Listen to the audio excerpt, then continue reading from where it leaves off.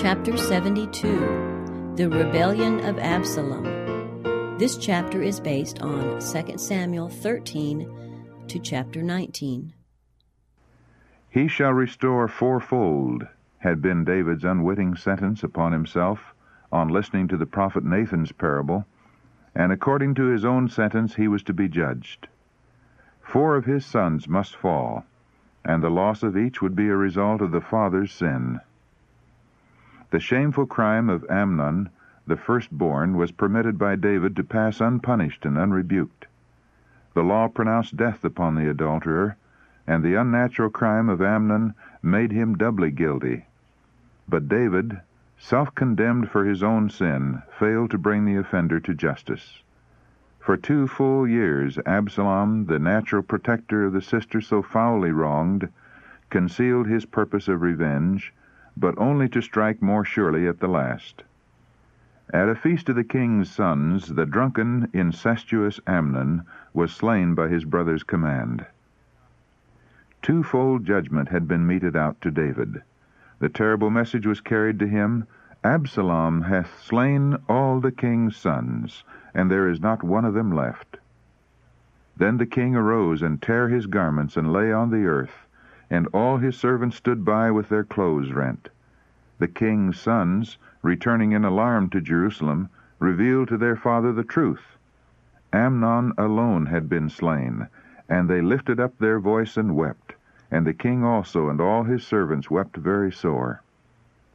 But Absalom fled to Talmai, the king of Geshur, his mother's father. Like other sons of David, Amnon had been left to selfish indulgence. He had sought to gratify every thought of his heart, regardless of the requirements of God. Notwithstanding his great sin, God had borne long with him. For 2 years he had been granted opportunity for repentance, but he continued in sin, and with his guilt upon him he was cut down by death, to await the awful tribunal of the judgment. David had neglected the duty of punishing the crime of Amnon, and because of the unfaithfulness of the king and father, and the impenitence of the son, the Lord permitted events to take their natural course, and did not restrain Absalom.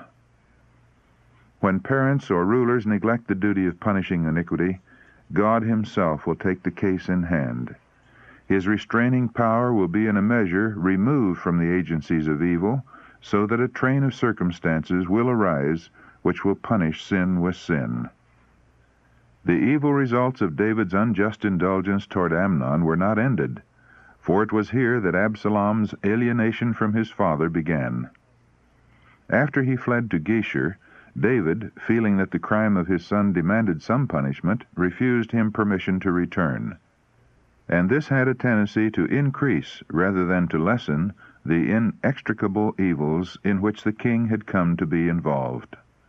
Absalom, energetic, ambitious, and unprincipled, shut out by his exile from participation in the affairs of the kingdom, soon gave himself up to dangerous scheming. At the close of 2 years, Joab determined to effect a reconciliation between the father and his son. And with this object in view, he secured the services of a woman of Tekoa, reputed for wisdom. Instructed by Joab, the woman represented herself to David as a widow whose 2 sons had been her only comfort and support. In a quarrel, one of these had slain the other, and now all the relatives of the family demanded that the survivor should be given up to the avenger of blood. And so, said the mother, they shall quench my coal which is left, and shall not leave to my husband neither name nor remainder upon the earth. The king's feelings were touched by this appeal, and he assured the woman of the royal protection of her son. After drawing from him repeated promises for the young man's safety, she entreated the king's forbearance, declaring that he had spoken as one at fault, in that he did not fetch home again his banished. For, she said, we must needs die, and are as water spilt on the ground, which cannot be gathered up again. Neither doth God respect any person. Yet doth he devise means, that his banished be not expelled from him. This tender and touching portrayal of the love of God toward the sinner, coming as it did from Joab, the rude soldier, is a striking evidence of the familiarity of the Israelites with the great truths of redemption. The king, feeling his own need of God's mercy, could not resist this appeal. To Joab the command was given, "Go therefore, bring the young man Absalom again." Absalom was permitted to return to Jerusalem, but not to appear at court or to meet his father. David had begun to see the evil effects of his indulgence toward his children. And tenderly as he loved this beautiful and gifted son, he felt it necessary, as a lesson both to Absalom and to the people, that abhorrence for such a crime should be manifested. Absalom lived 2 years in his own house, but banished from the court. His sister dwelt with him, and her presence kept alive the memory of the irreparable wrong she had suffered. In the popular estimation, the prince was a hero rather than an offender, and having this advantage, he set himself to gain the hearts of the people. His personal appearance was such as to win the admiration of all beholders. In all Israel there was none to be so much praised as Absalom for his beauty. From the sole of his foot even to the crown of his head there was no blemish in him. It was not wise for the king to leave a man of Absalom's character, ambitious, impulsive, and passionate, to brood for 2 years over supposed grievances. And David's action in permitting him to return to Jerusalem, and yet refusing to admit him to his presence, enlisted in his behalf the sympathies of the people. With the memory ever before him of his own transgression of the law of God, David seemed morally paralyzed. He was weak and irresolute, when before his sin he had been courageous and decided. His influence with the people had been weakened, and all this favored the designs of his unnatural son. Through the influence of Joab, Absalom was again admitted to his father's presence. But though there was an outward reconciliation, he continued his ambitious scheming. He now assumed an almost royal state, having chariots and horses and 50 men to run before him. And while the king was more and more inclined to desire retirement and solitude, Absalom sedulously courted the popular favor. The influence of David's listlessness and irresolution extended to his subordinates. Negligence and delay characterized the administration of justice. Absalom artfully turned every cause of dissatisfaction to his own advantage. Day by day this man of noble mien might be seen at the gate of the city, where a crowd of suppliants waited to present their wrongs for redress. Absalom mingled with them and listened to their grievances, expressing sympathy with their sufferings and regret at the inefficiency of the government. Having thus listened to the story of a man of Israel, the prince would reply, "Thy matters are good and right, but there is no man deputed of the king to hear thee," adding, "Oh, that I were made judge in the land, that every man which hath any suit or cause might come unto me, and I would do him justice." And it was so, that when any man came nigh to him to do him obeisance, he put forth his hand and took him and kissed him. Fomented by the artful insinuations of the prince, discontent with the government was fast spreading. The praise of Absalom was on the lips of all. He was generally regarded as heir to the kingdom. The people looked upon him with pride as worthy of this high station, and a desire was kindled that he might occupy the throne. So Absalom stole the hearts of the men of Israel. Yet the king, blinded by affection for his son, suspected nothing. The princely state which Absalom had assumed was regarded by David as intended to do honor to his court, as an expression of joy at the reconciliation. The minds of the people being prepared for what was to follow, Absalom secretly sent picked men throughout the tribes to concert measures for a revolt. And now the cloak of religious devotion was assumed to conceal his traitorous designs. A vow made long before, while he was in exile, must be paid in Hebron. Absalom said to the king, "I pray thee, let me go and pay my vow, which I have vowed unto the Lord in Hebron. For thy servant vowed a vow while I abode at Geshur in Syria, saying, If the Lord shall bring me again indeed to Jerusalem, then I will serve the Lord. The fond father, comforted with this evidence of piety in his son, dismissed him with his blessing. The conspiracy was now fully matured. Absalom's crowning act of hypocrisy was designed not only to blind the king, but to establish the confidence of the people, and thus to lead them on to rebellion against the king whom God had chosen. Absalom set forth for Hebron, and there went with him 200 men out of Jerusalem that were called, and they went in their simplicity, and they knew not anything. These men went with Absalom, little thinking that their love for the son was leading them into a rebellion against the father. Upon arriving at Hebron, Absalom immediately summoned Ahithophel, one of the chief counselors of David, a man in high repute for wisdom, whose opinion was thought to be as safe and wise as that of an oracle. Ahithophel joined the conspirators, and his support made the cause of Absalom appear certain of success, attracting to his standard many influential men from all parts of the land. As the trumpet of revolt was sounded, the prince's spies throughout the country spread the tidings that Absalom was king, and many of the people gathered to him. Meanwhile, the alarm was carried to Jerusalem, to the king.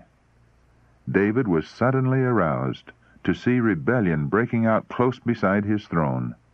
His own son, the son whom he had loved and trusted, had been planning to seize his crown and doubtless to take his life. In his great peril, David shook off the depression that had so long rested upon him, and with the spirit of his earlier years he prepared to meet this terrible emergency. Absalom was mustering his forces at Hebron, only 20 miles away. The rebels would soon be at the gates of Jerusalem. From his palace, David looked out upon his capital, beautiful for situation, the joy of the whole earth, the city of the great king. Psalm 48, verse 2. He shuddered at the thought of exposing it to carnage and devastation. Should he call to his help the subjects still loyal to his throne and make a stand to hold his capital? Should he permit Jerusalem to be deluged with blood? His decision was taken. The horrors of war should not fall upon the chosen city. He would leave Jerusalem, and then test the fidelity of his people, giving them an opportunity to rally to his support.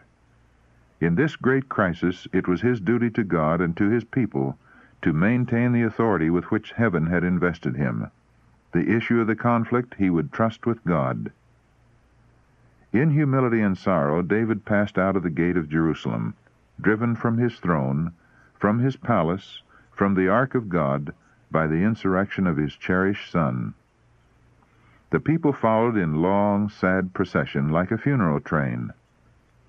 David's bodyguard of Cherethites, Pelethites, and 600 Gittites from Gath, under the command of Ittai, accompanied the king. But David, with characteristic unselfishness, could not consent that these strangers who had sought his protection should be involved in his calamity. He expressed surprise that they should be ready to make this sacrifice for him. Then said the king to Ittai the Gittite, "Wherefore goest thou also with us? Return to thy place, and abide with the king, for thou art a stranger and also an exile. Whereas thou camest but yesterday, should I this day make thee go up and down with us? Seeing I go whither I may, return thou, and take back thy brethren. Mercy and truth be with thee." Ittai answered, "As the Lord liveth, and as my lord the king liveth, surely in what place my lord the king shall be, whether in death or life, even there also will thy servant be." These men had been converted from paganism to the worship of Jehovah, and nobly they now proved their fidelity to their God and their king.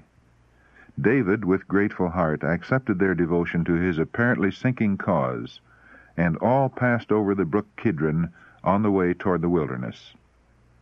Again the procession halted. A company clad in holy vestments was approaching, and lo, Zadok also, and all the Levites were with him, bearing the ark of the covenant of God. The followers of David looked upon this as a happy omen. The presence of that sacred symbol was to them a pledge of their deliverance and ultimate victory. It would inspire the people with courage to rally to the king. Its absence from Jerusalem would bring terror to the adherents of Absalom. At sight of the ark, joy and hope for a brief moment thrilled the heart of David, but soon other thoughts came to him. As the appointed ruler of God's heritage, he was under solemn responsibility. Not personal interests, but the glory of God and the good of his people were to be uppermost in the mind of Israel's king. God, who dwelt between the cherubim, had said of Jerusalem, "This is my rest." Psalm 132, verse 14. And without divine authority, neither priest nor king had a right to remove therefrom the symbol of his presence. And David knew that his heart and life must be in harmony with the divine precepts, else the ark would be the means of disaster rather than of success. His great sin was ever before him.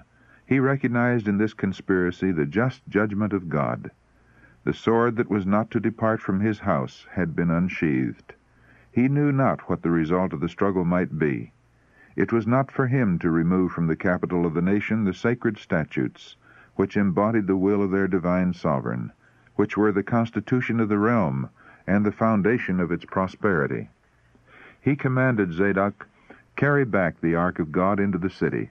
If I shall find favor in the eyes of the Lord, he will bring me again, and show me both it and his habitation. But if he thus say, I have no delight in thee, behold, here am I. Let him do to me as seemeth good unto him." David added, "Art not thou a seer?" A man appointed of God to instruct the people. "Return into the city in peace, and your 2 sons with you, Ahimaaz thy son, and Jonathan the son of Abiathar. See, I will tarry in the plain of the wilderness until there come word from you to certify me." In the city the priests might do him good service by learning the movements and purposes of the rebels, and secretly communicating them to the king by their sons Ahimaaz and Jonathan. As the priests turned back toward Jerusalem, a deeper shadow fell upon the departing throng. Their king a fugitive, themselves outcasts, forsaken even by the ark of God, the future was dark with terror and foreboding. And David went up by the ascent of Mount Olivet, and wept as he went up, and had his head covered, and he went barefoot. And all the people that was with him covered every man his head, and they went up, weeping as they went up. And one told David, saying, "Ahithophel is among the conspirators with Absalom." Again David was forced to recognize in his calamities the results of his own sin. The defection of Ahithophel, the ablest and most wily of political leaders, was prompted by revenge for the family disgrace involved in the wrong to Bathsheba, who was his granddaughter. And David said, "O Lord, I pray thee, turn the counsel of Ahithophel into foolishness." Upon reaching the top of the mount, the king bowed in prayer, casting upon God the burden of his soul and humbly supplicating divine mercy. His prayer seemed to be at once answered. Hushai, the Archite, a wise and able counselor who had proved himself a faithful friend to David, now came to him with his robes rent and with earth upon his head, to cast in his fortunes with the dethroned and fugitive king. David saw, as by a divine enlightenment, that this man, faithful and true-hearted, was the one needed to serve the interests of the king in the councils at the capital. At David's request, Hushai returned to Jerusalem to offer his services to Absalom and defeat the crafty counsel of Ahithophel.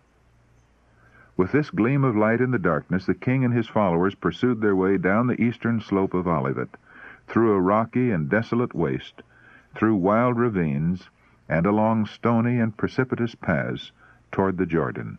And when King David came to Bahurim, behold, thence came out a man of the family of the house of Saul, whose name was Shimei, the son of Gera. He came forth and cursed still as he came. And he cast stones at David and at all the servants of King David, and all the people and all the mighty men were on his right hand and on his left. And thus said Shimei when he cursed, come out, thou bloody man, and thou man of Belial. The Lord hath returned upon thee all the blood of the house of Saul, in whose stead thou hast reigned. And the Lord hath delivered the kingdom into the hand of Absalom thy son. And behold, thou art taken in thy mischief, because thou art a bloody man. In David's prosperity, Shimei had not shown by word or act that he was not a loyal subject. But in the affliction of the king, this Benjamite revealed his true character. He had honored David upon his throne, but he cursed him in his humiliation. Base and selfish, he looked upon others as of the same character as himself, and, inspired by Satan, he wreaked his hatred upon him whom God had chastened. The spirit that leads man to triumph over, to revile or distress one who is in affliction, is the spirit of Satan. Shimei's accusations against David were utterly false, a baseless and malignant slander. David had not been guilty of wrong toward Saul or his house. When Saul was wholly in his power, and he could have slain him, he merely cut the skirt of his robe, and he reproached himself for showing even this disrespect for the Lord's anointed. Of David's sacred regard for human life, striking evidence had been given, even while he himself was hunted like a beast of prey. One day, while he was hidden in the cave of Adullam, his thoughts turning back to the untroubled freedom of his boyhood life, the fugitive exclaimed, "Oh, that one would give me drink of the water of the well of Bethlehem, which is by the gate." 2 Samuel chapter 23, verses 13 to 17. Bethlehem was at that time in the hands of the Philistines. But 3 mighty men of David's band broke through the guard and brought of the water of Bethlehem to their master. David could not drink it. "Be it far from me," he cried. "Is not this the blood of the men that went in jeopardy of their lives?" And he reverently poured out the water as an offering to God. David had been a man of war. Much of his life had been spent amid scenes of violence. But of all who have passed through such an ordeal, few indeed have been so little affected by its hardening, demoralizing influence as was David. David's nephew, Abishai, one of the bravest of his captains, could not listen patiently to Shimei's insulting words. "Why," he exclaimed, "should this dead dog curse my lord the king? Let me go over, I pray thee, and take off his head." But the king forbade him. "Behold," he said, "my son seeketh my life. How much more now may this Benjamite do it? Let him alone, and let him curse, for the Lord hath bidden him. It may be that the Lord will look on mine affliction, and that the Lord will requite me good for his cursing this day." Conscience was uttering bitter and humiliating truths to David. While his faithful subjects wondered at his sudden reverse of fortune, it was no mystery to the king. He had often had forebodings of an hour like this. He had wondered that God had so long borne with his sins, and had delayed the merited retribution. And now, in his hurried and sorrowful flight, his feet bare, his royal robes changed for sackcloth, the lamentations of his followers awakening the echoes of the hills, he thought of his loved capital, of the place which had been the scene of his sin, and as he remembered the goodness and long-suffering of God, he was not altogether without hope. He felt that the Lord would still deal with him in mercy. Many a wrongdoer has excused his own sin by pointing to David's fall, but how few there are who manifest David's penitence and humility. How few would bear reproof and retribution with the patience and fortitude that he manifested. He had confessed his sin, and for years had sought to do his duty as a faithful servant of God. He had labored for the upbuilding of his kingdom, and under his rule it had attained to strength and prosperity never reached before. He had gathered rich stores of material for the building of the house of God, and now was all the labor of his life to be swept away?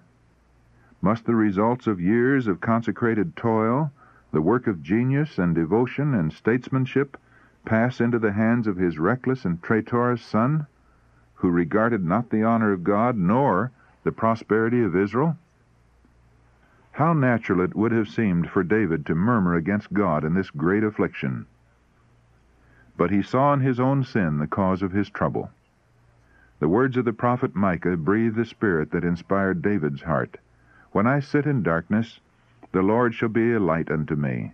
I will bear the indignation of the Lord, because I have sinned against him, until he plead my cause and execute judgment for me. Micah chapter 7, verses 8 and 9.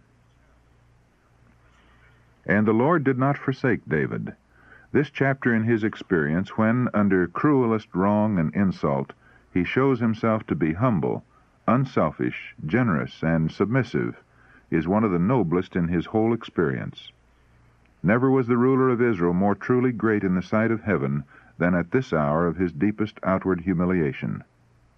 Had God permitted David to go on unrebuked in sin, and while transgressing the divine precepts, to remain in peace and prosperity upon his throne, the skeptic and infidel might have had some excuse for citing the history of David as a reproach to the religion of the Bible. But in the experience through which he caused David to pass, the Lord shows that he cannot tolerate or excuse sin. And David's history enables us to see also the great ends which God has in view in his dealings with sin. It enables us to trace, even through darkest judgments, the working out of his purposes of mercy and beneficence. He caused David to pass under the rod, but he did not destroy him. The furnace is to purify, but not to consume. The Lord says, If they break my statutes and keep not my commandments, then will I visit their transgression with the rod, and their iniquity with stripes. Nevertheless, my loving kindness will I not utterly take from him, nor suffer my faithfulness to fail. Psalm 89, verses 31 to 33. Soon after David left Jerusalem, Absalom and his army entered, and without a struggle took possession of the stronghold of Israel. Hushai was among the first to greet the newly crowned monarch, and the prince was surprised and gratified at the accession of his father's old friend and counselor. Absalom was confident of success. Thus far his schemes had prospered, and eager to strengthen his throne and secure the confidence of the nation, he welcomed Hushai to his court. Absalom was now surrounded by a large force, but it was mostly composed of men untrained for war. As yet, they had not been brought into conflict. Ahithophel well knew that David's situation was far from hopeless. A large part of the nation were still true to him. He was surrounded by tried warriors who were faithful to their king, and his army was commanded by able and experienced generals. Ahithophel knew that after the first burst of enthusiasm in favor of the new king, a reaction would come. Should the rebellion fail, Absalom might be able to secure a reconciliation with his father. Then Ahithophel, as his chief counselor, would be held most guilty for the rebellion. Upon him the heaviest punishment would fall. To prevent Absalom from retracing his steps, Ahithophel counseled him to an act that in the eyes of the whole nation would make reconciliation impossible. With hellish cunning, this wily and unprincipled statesman urged Absalom to add the crime of incest to that of rebellion. In the sight of all Israel, he was to take to himself his father's concubines, according to the custom of Oriental nations, thus declaring that he succeeded to his father's throne. And Absalom carried out the vile suggestion. Thus was fulfilled the word of God to David by the prophet, Behold, I will raise up evil against thee out of thine own house, and I will take thy wives before thine eyes, and give them unto thy neighbor. For thou didst it secretly, but I will do this thing before all Israel, and before the sun. 2 Samuel chapter 12, verses 11 and 12. Not that God prompted these acts of wickedness, but because of David's sin he did not exercise his power to prevent them. Ahithophel had been held in high esteem for his wisdom, but he was destitute of the enlightenment which comes from God. The fear of the Lord is the beginning of wisdom. Proverbs chapter 9, verse 10. And this Ahithophel did not possess, or he could hardly have based the success of treason upon the crime of incest. Men of corrupt hearts plot wickedness, as if there were no overruling providence to cross their designs. But he that sitteth in the heavens shall laugh, the Lord shall have them in derision. Psalm 2, verse 4. The Lord declares, They would none of my counsel, they despised all my reproof. Therefore shall they eat of the fruit of their own way, and be filled with their own devices. For the turning away of the simple shall slay them, and the prosperity of fools shall destroy them. Proverbs chapter 1, verses 30 to 32. Having succeeded in the plot for securing his own safety, Ahithophel urged upon Absalom the necessity of immediate action against David. "Let me now choose out 12,000 men," he said, "and I will arise and pursue after David this night, and I will come upon him while he is weary and weak-handed, and will make him afraid, and all the people that are with him shall flee, and I will smite the king only, and I will bring back all the people unto thee." This plan was approved by the king's counselors. Had it been followed, David would surely have been slain, unless the Lord had directly interposed to save him. But a wisdom higher than that of the renowned Ahithophel was directing events. The Lord had appointed to defeat the good counsel of Ahithophel, to the intent that the Lord might bring evil upon Absalom. Hushai had not been called to the council, and he would not intrude himself unasked, lest suspicion should be drawn upon him as a spy. But after the assembly had dispersed, Absalom, who had a high regard for the judgment of his father's counselor, submitted to him the plan of Ahithophel. Hushai saw that if the proposed plan were followed, David would be lost. And he said, "The counsel that Ahithophel hath given is not good at this time. For, said Hushai, thou knowest thy father and his men, that they be mighty men, and they be chafed in their minds, as a bear robbed of her whelps in the field. And thy father is a man of war, and will not lodge with the people. Behold, he is hid now in some pit or in some other place."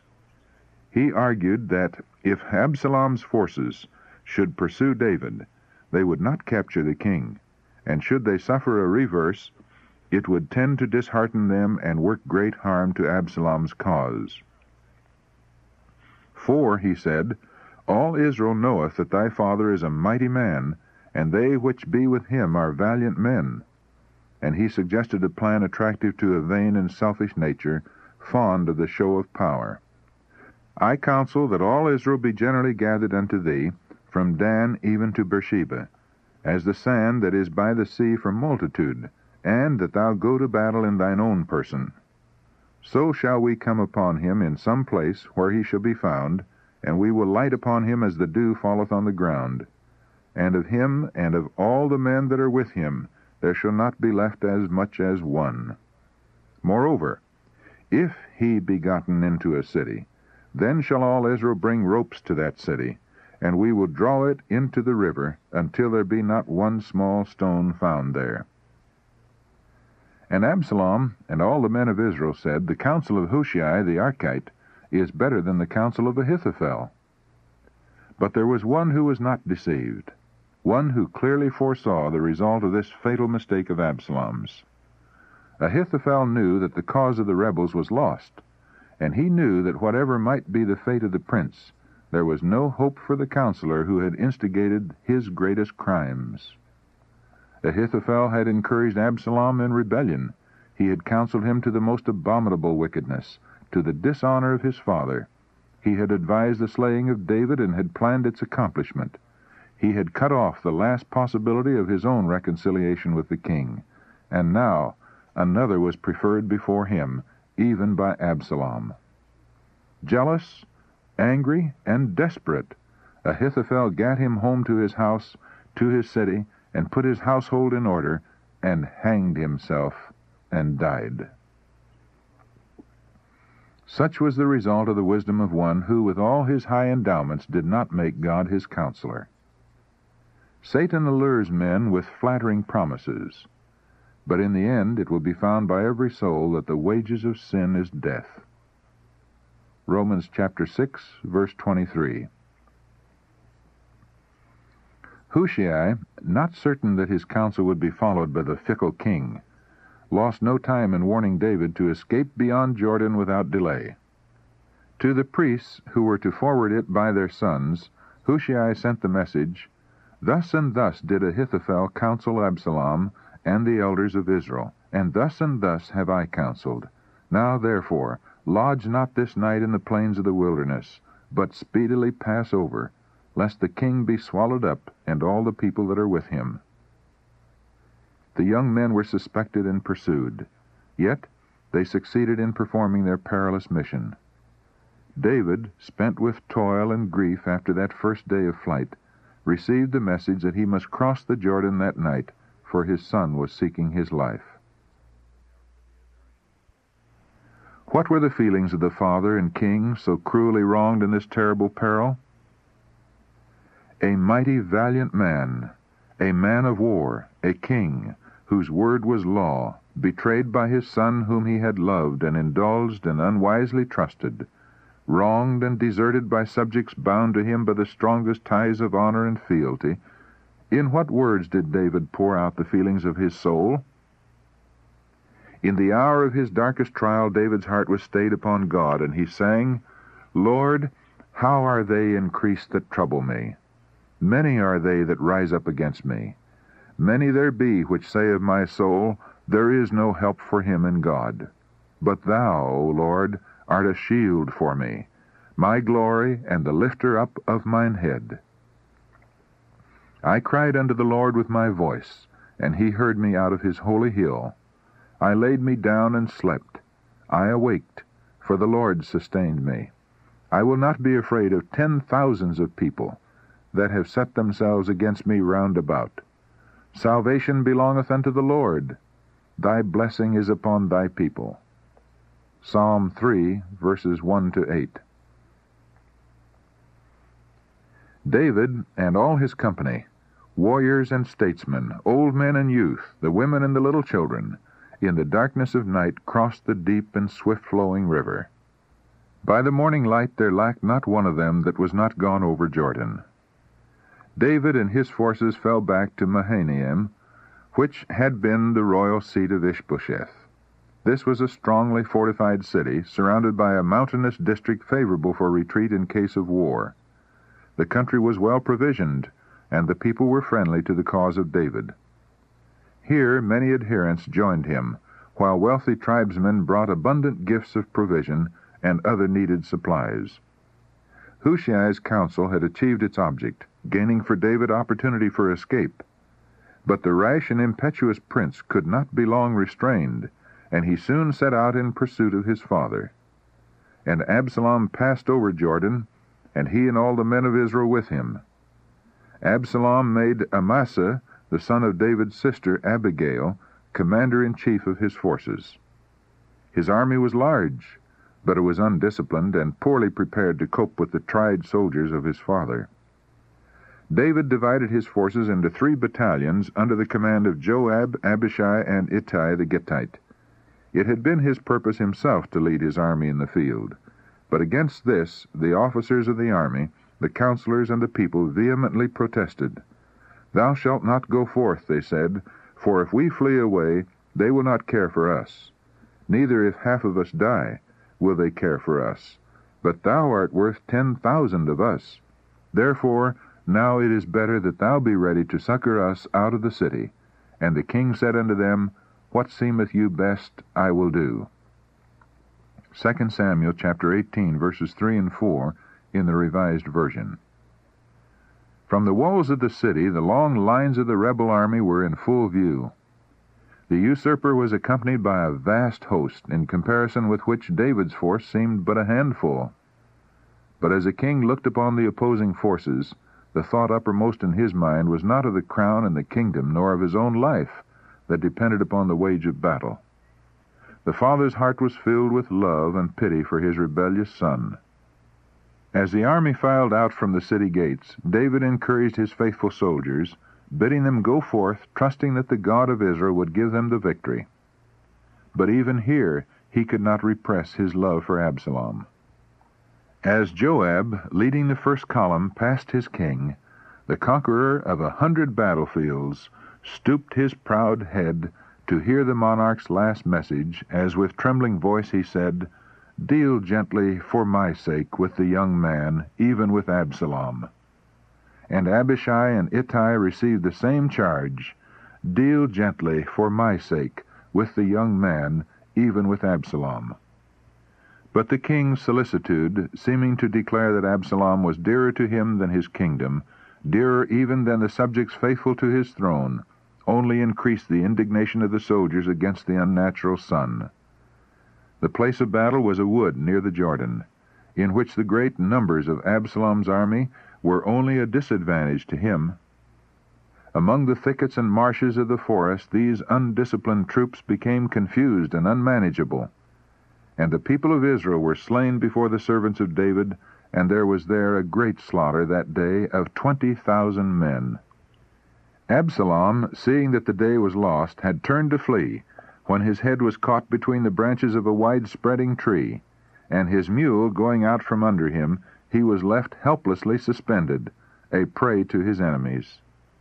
In this condition he was found by a soldier, who, for fear of displeasing the king, spared Absalom, but reported to Joab what he had seen. Joab was restrained by no scruples. He had befriended Absalom, having twice secured his reconciliation with David, and the trust had been shamelessly betrayed. But for the advantages gained by Absalom through Joab's intercession, this rebellion, with all its horrors, could never have occurred. Now it was in Joab's power at one blow to destroy the instigator of all this evil. And he took 3 darts in his hand, and thrust them through the heart of Absalom. And they took Absalom and cast him into a great pit in the wood, and laid a very great heap of stones upon him. Thus perished the instigators of rebellion in Israel. Ahithophel had died by his own hand. The princely Absalom, whose glorious beauty had been the pride of Israel, had been cut down in the vigor of his youth, his dead body thrust into a pit, and covered with a heap of stones in token of everlasting reproach. During his lifetime, Absalom had reared for himself a costly monument in the king's dale, but the only memorial which marked his grave was that heap of stones in the wilderness. The leader of the rebellion being slain, Joab, by the sound of the trumpet, recalled his army from the pursuit of the fleeing host, and messengers were at once dispatched to bear the tidings to the king. The watchman upon the city wall, looking out toward the battlefield, discovered a man running alone. Soon a second came in sight. As the first drew near, the watchman said to the king, who was waiting beside the gate, "Methinketh the running of the foremost is like the running of Ahimaaz, the son of Zadok." And the king said, "He is a good man, and cometh with good tidings." And Ahimaaz called and said unto the king, "All is well." And he fell down to the earth upon his face before the king, and said, "Blessed be the Lord thy God, which hath delivered up the men that lifted up their hand against my lord the king." To the king's eager inquiry, "Is the young man Absalom safe?" Ahimaaz returned an evasive answer. The second messenger came, crying, "Tidings, my lord the king, for the Lord hath avenged thee this day of all them that rose up against thee." Again from the father's lips came the absorbing question, "Is the young man Absalom safe?" Unable to conceal the heavy tidings, the herald answered, "The enemies of my lord the king, and all that rise against thee to do thee hurt, be as that young man is." It was enough. David questioned no further, but with bowed head he went up to the chamber over the gate and wept. And as he went, thus he said, "O my son Absalom, my son Absalom, would God I had died for thee. O Absalom, my son, my son." The victorious army, returning from the field, approached the city, their shouts of triumph awakening the echoes of the hills. But as they entered the city gate, the shout died away. Their banners drooped in their hands, and with downcast gaze they advanced more like those who had suffered defeat than like conquerors. For the king was not waiting to bid them welcome. But from the chamber above the gate his wailing cry was heard, "O my son Absalom, my son Absalom! Would God I had died for thee! O Absalom, my son, my son!" The victory that day was turned into mourning unto all the people. For the people heard say that day how the king was grieved for his son. And the people gat them by stealth that day into the city, as people being ashamed steal away when they flee in battle. Joab was filled with indignation. God had given them reason for triumph and gladness. The greatest rebellion that had ever been known in Israel had been crushed, and yet this great victory was turned to mourning for him whose crime had cost the blood of thousands of brave men. The rude, blunt captain pushed his way into the presence of the king and boldly said, "Thou hast shamed this day the faces of all thy servants, which this day have saved thy life, and the lives of thy sons and of thy daughters, in that thou lovest thine enemies and hatest thy friends. For thou hast declared this day that thou regardest neither princes nor servants. For this day I perceive that if Absalom had lived, and all we had died this day, then it had pleased thee well. Now therefore arise, go forth, and speak comfortably unto thy servants.